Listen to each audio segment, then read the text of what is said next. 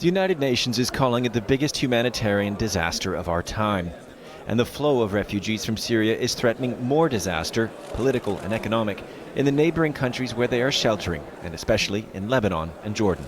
And I keep saying that if the international community expects Jordan to shoulder this responsibility on its behalf, then the international community has to support Jordan in order to enable it to continue doing so. Germany announced $630 million in spending, but it appears to be old money spent in a new way. Less emergency assistance, more development aid for infrastructure, on water and schools, for instance, in host countries. There was concern because the conflict has changed shape, seeing the emergence of the group known as ISIL, or the Islamic State of Iraq and the Levant, spilling the violence over the border into Iraq. This is a refugee treatment center in Berlin. It can house up to 500 people fleeing conflicts from around the world. Around 100 of them now have fled Syria, but an increasing number have come from Iraq. This Kurdish grandmother remembers when ISIL came to her village in Iraq.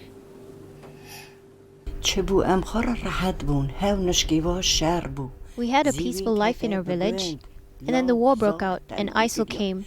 They forced us to convert. Since we didn't want to, they killed people in front of their children, shooting and decapitating them.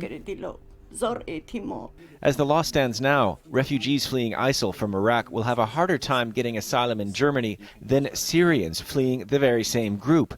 Proof, if it was needed, that the politicians seem always to be struggling to find a solution to a crisis with no end in sight. Nick Spicer, Al Jazeera, Berlin.